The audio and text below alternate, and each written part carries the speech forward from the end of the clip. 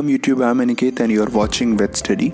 तो इस वीडियो के अंदर हम बात करने वाले हैं कुछ इम्पॉर्टेंट डेफिनेशंस की जो कि आपको पैथोलॉजी पढ़ने के लिए आपको ज़रूरी है समझनी। तो इन सभी के अंदर नंबर फर्स्ट पर आती है आपकी हेल्थ। ठीक है, तो हेल्थ की डेफिनेशन क्या है? हेल्थ एक नॉर्मल कंडीशन है बॉडी की या फिर माइंड की, ठीक है, जो कि एक नॉर्मली आपका जो फंक्शन हो रहा है उसको हम क्या बोलेंगे कि एक ये हेल्थी पर्सन है या हेल्थी एनिमल है। ठीक है, उसे हम क्या बोलेंगे? हेल्थ। तो हेल्थ को हम ऐसे डिफाइन करते हैं, health is normal condition of the body and mind therefore with all the parts functioning normally. ठीक है, फिर सेकंड नंबर पर हमारा आता है डिसीज़। तो डिसीज़ क्या होता है? डिसीज़ एक कंडीशन है जिसके अंदर क्या इंडिविजुअल सफ़र करता है डिस्कम्फर्ट से। फॉर एग्जांपल, अगर आप जो डिसीज़ है इस वर्ड को ही अगर आप ब्रेक कर दें तो देखिए क्या बनता है? Dis plus ease. तो ठीक है, तो डिस का मतलब क्या होता है? नॉट। ठीक है, और ईज का मतलब क्या होता है? आपको पता ही है कि कंफर्ट। तो अगर कोई भी एनिमल, कोई भी ह्यूमन कंफर्ट में नहीं है तो उसे क्या हुई है? डिसीज़ हुई है। ठीक है, कोई ना कोई उसे ज़रूर डिसीज़ हुई है। तो इसकी डिसीज़ की डेफिनेशन क्या कह सकते हैं हम कि disease is any deviation from और इंटरप्शन ऑफ नॉर्मल स्ट्रक्चर और function of any body part, organ or system that is manifested by a characteristic set of symptom and sign whose etiology, pathology and prognosis may be known or unknown। ठीक है, मैंने वही यहाँ पर discuss करा है कि अभी मैं एटियोलॉजी पैथोलॉजी में बता चुका हूँ, प्रोग्नोसिस बताऊँगा। ठीक है, ये सारी चीज़ें अभी मैं आपको एक्सप्लेन करूँगा, तब आपको समझ में आएगा कि ये सारी चीज़ें मिलकर ही एक डिसीज़ को डिफ़ाइन कर देती हैं। ठीक है, और डिसीज़ जो है एक हेल्थी स्टेट से डिपार्चर होना ही, मतलब कि अगर कोई एक हेल्थी स्टेट में पर्सन है या एनिमल है उससे अगर वो वेरी करता है तो उसे ही हम क्या बोलते हैं? डिसीज़ बोलते हैं।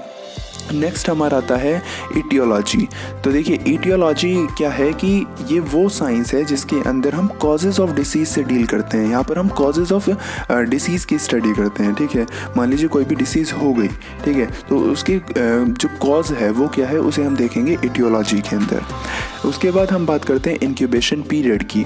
तो इंक्यूबेशन पीरियड हमारा वो टाइम है जो कि बोल सकते हैं आपकी इन्फेक्शन और सिम्टम्स आने के बीच का जो हमारा टाइम होता है वो हमारा इंक्यूबेशन पीरियड होता है। ठीक है, देन वी हैव पैथोजेनेसिस। तो पैथोजेनेसिस और कुछ भी नहीं है, एक सिंपली वे में अगर मैं आपको बताऊं तो वो मैकेनिज्म जिसकी वजह से जो डिसीज़ है वो प्रोड्यूस हुई, ठीक है, उसे हम क्या बोलेंगे? पैथोजेनेसिस। एक्चुअल में अगर कोई भी डिसीज़ हो रही है तो उसके पीछे कुछ ना कुछ मैकेनिज्म होता है उस डिसीज़ का, तो उसकी जब हम स्टडी करेंगे तो उसे हम क्या बोलेंगे? पैथोजेनेसिस। ठीक है, और फॉर एग्जांपल इसमें मैं दे सकता हूँ आपको, जैसे ट्रॉमेटिक रेटिकुलोपेरिटोनाइटिस हमारा होता है कैटल के अंदर, तो it may be due to the sharp objects like nail ingested. अगर कोई शार्प नेल लाइक अगर कोई भी ऑब्जेक्ट को कोई काफ इंजेस्ट कर लेता है तो वो हमारा रेटिकुलम जो उनके पार्ट ऑफ स्टमक है, ठीक है, उसके अंदर वो हमारा ट्रैप हो जाता है, तो उसकी वजह से भी हमारे सिम्टम्स शो हो सकते हैं। ठीक है, then we have clinical science. तो क्लिनिकल साइन का मतलब क्या है कि outward manifestation of the patient suffering from the disease while alive. मतलब क्या है इसका कि जो भी आपको मॉर्फोलॉजिकली क्लिनिकली जो आपको सिम्टम्स दिख रहे हैं, साइन दिख रहे हैं, जब तक कि पेशेंट अलाइव है, जिंदा है, ठीक है, उन्हें हम क्या बोलते हैं? क्लिनिकल साइंस बोलते हैं। नंबर 7 पर और काफ़ी इम्पॉर्टेंट जो डेफिनेशन है वो है लेसन्स। तो लेसन्स का मतलब क्या है कि बेसिकली लेसन्स का मतलब है कि टिश्यूज़ के स्ट्रक्चर के अंदर चेंजेस आना लेसन्स होता है। ठीक है, अब ये जो चेंजेस हैं ये आपके मैक्रोस्कोपिकल लेवल पर भी आ सकते हैं जो कि आपके विजिबल आइज मतलब नेक्ड आइज से विजिबल हो, और ये आपके माइक्रोस्कोपिक लेवल पर भी आ सकते हैं जिसे आप माइक्रोस्कोप के थ्रू भी देख सकते हैं। फिर हमारा नंबर 8 पर आता है पैथोजेनोमिक लेसन्स। ये जो पैथोजेनोमिक लेसन्स होते हैं ये पर्टिकुलर लेसन होते हैं। ठीक है, एक पर्टिकुलर डिसीज़ के लिए एक पर्टिकुलर टाइप ऑफ लेसन्स हमारा होता है, उन्हें हम बोलते हैं पैथोजेनोमिक लेसन्स।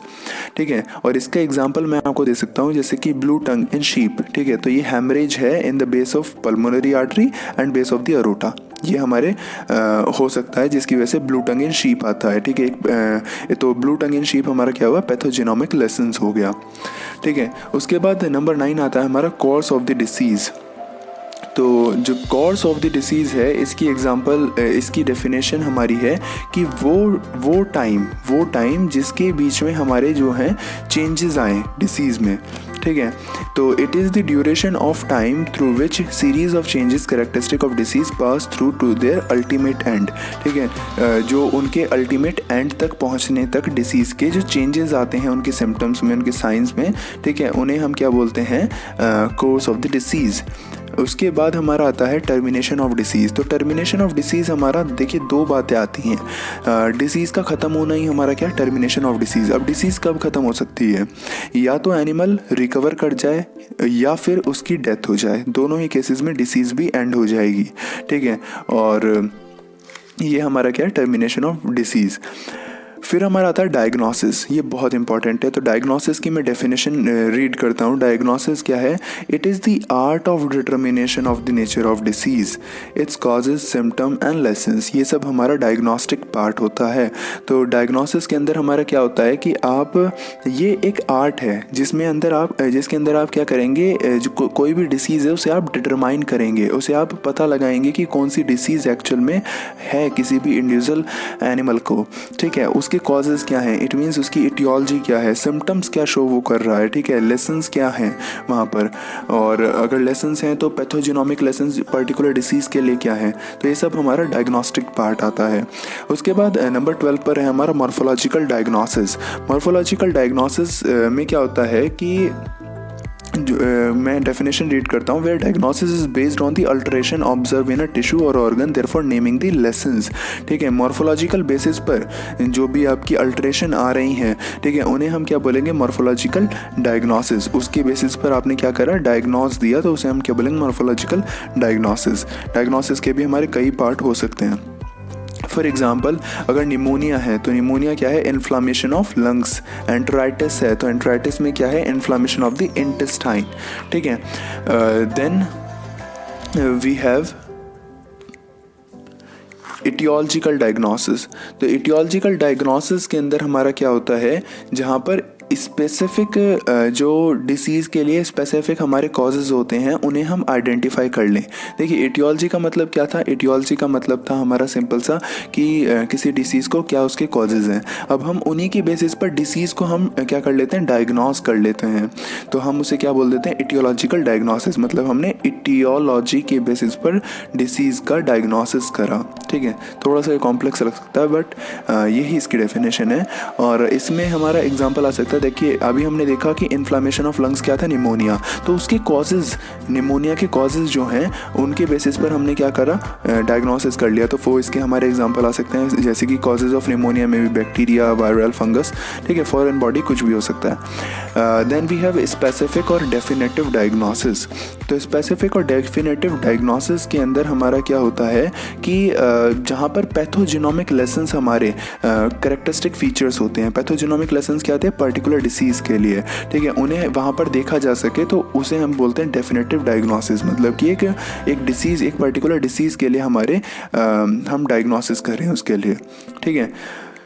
उसके बाद इसमें हम एग्जांपल भी दे सकते हैं, जैसे कि corrugated appearance of intestine in Johne's disease in cattle. तो कैटल के अंदर हमारी एक जॉन्स डिसीज़ होती है जिसके अंदर हमारा जो इंटेस्टाइन है उनका कॉरिगेटेड अपीयरेंस हो जाता है, ठीक है। तो ये हमारा डेफिनेटिव डायग्नोसिस के अंदर है, क्योंकि और किसी डिसीज़ के अंदर ऐसा अपीयरेंस नहीं होता इंटेस्टाइन के अंदर। तो ये हमारा क्या हुआ, स्पेसिफिक या फिर definitive diagnosis. Then we have 15 differential diagnosis. तो डिफरेंशियल डायग्नोसिस के अंदर हम क्या करते हैं कि एक मतलब हम हमारा जो बोल सकते हैं आपकी जो हम कोशिश करते हैं वो क्या करते हैं, दूसरी डिसीज़ को, जो उसे डिसीज़ है उससे अलग करने की। तो मैं डेफिनेशन रीड करता हूँ, it is aimed at the diagnosing of a disease by differentiating from different diseases based on clinical and pathological finding, ठीक है। तो आप क्या करेंगे कि कोई भी एक डिसीज़ है उसे बाकी डिसीज़ से अलग करते जाएंगे। जैसे कि ये सिम्टम्स, इसमें ये सिम्टम्स आ रहे हैं बट इस डिसीज़ में ये सिम्टम नहीं आता, फॉर एग्जांपल, ठीक है। तो आप ये इसमें क्या करेंगे, आप डिफरेंशियल डायग्नोसिस जिसे हम बोलते हैं। फिर हमारा डिफरेंशियल डायग्नोसिस के अंदर हमारा आता है सिक्यूला। तो सिक्यूला के अंदर क्या है कि फाइनल एंड रिजल्ट होता होता है डिसीज़ का। तो इसके अंदर हमारा सिक्यूला ये हमारा होता है। फिर आता है हमारा मॉर्टेलिटी रेट ऑफ डिसीज़।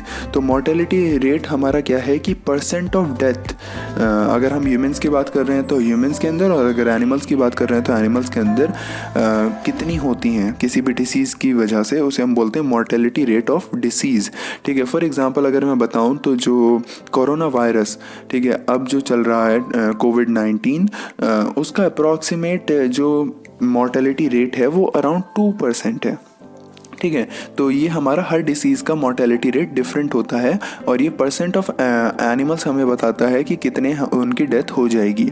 फिर हमें हमारा आता है autopsy.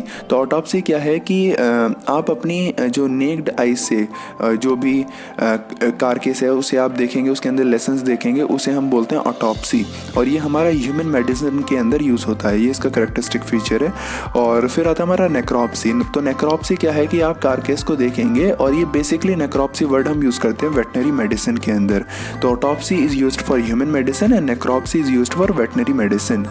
Then we have biopsy. तो बायोप्सी क्या है कि biological samples like fluid, tissue, इन सभी का कलेक्शन करके, ठीक है, लिविंग ऑर्गेनिज्म से उनकी स्टडी में हम क्या करते हैं, बायोप्सी, उसे हम बायोप्सी बोलते हैं। ठीक है, यहाँ पर एक टर्म मेरी रह गई है, उसे हम बोलते हैं प्रोग्नोसिस। तो देखिए प्रोग्नोसिस जो है, प्रोग्नोसिस का डेफिनेशन मैं रीड करता हूँ। It is the pronouncing probable expected outcome of the disease. ठीक है, कोई भी अगर मान लीजिए डिसीज़ है तो उसका जो आउटकम है, जो उसकी एक रिज़ल्ट है, वो उसका क्या हो सकता है, उसे हम बोलते हैं प्रोग्नोसिस। ठीक है, और उसकी कितनी सीवियरिटी है, क्या उसका आउटकम हो सकता है डिसीज़ का, ये सब ये बातें हम प्रोग्नोसिस के अंदर करते हैं। ठीक है, फिर हम बात करते हैं स्कोप ऑफ पैथोलॉजी। हम पैथोलॉजी क्यों पढ़ रहे हैं, ठीक है, क्या इसका स्कोप पैथोलॉजी का। तो देखिए pathology is adding in the diagnosis of disease. ठीक है, जो डिसीज हम पढ़ रहे हैं उनकी डायग्नोसिस के लिए बहुत ज़रूरी है पैथोलॉजी का पढ़ना। हमें पैथोलॉजी को पढ़ना बहुत ज़रूरी है, ठीक है, किसी भी डिसीज़ को डायग्नोस करने के लिए। और जितना अच्छा आपका डायग्नोसिस होगा उतने ही अच्छे आप डॉक्टर होंगे। ठीक है, और नंबर 2 पर आता है आपका help in understanding the disease process. Disease mechanism क्या हो रहा है, ठीक है, कैसे डिसीज़ हमारा मैकेनिज़्म कर रही हैं, वो हमारा क्या किस में आता है, वो हमारा पैथोलॉजी में ही हम देखते हैं। ठीक है, मैंने पैथोजेनेसिस आपको बताया था। ठीक है, तो वो यहाँ पर हमारा ये स्कोप ऑफ पैथोलॉजी के अंदर आता है। फिर थर्ड है हमारा hence prognosis, control, rational treatment and prevention. ये सब भी हम किसके अंदर देखते हैं, पैथोलॉजी के अंदर। तो अगर पैथोलॉजी हम ना पढ़ें तो ये सारी चीज़ें हमारी कह सकते हैं आप रह जाएंगी, हम इन चीज़ों को कभी समझ ही नहीं पाएंगे। ठीक है, और सबसे इम्पॉर्टेंट चीज़ कि पैथोलॉजी क्या है, प्री क्लिनिकल सब्जेक्ट्स और क्लिनिकल सब्जेक्ट्स के बीच में एक ब्रिज की तरह काम करता है। ठीक है, और इस वीडियो में इतना ही। Thanks for watching my video. If you like then please press the thumbs up and subscribe to Vet study.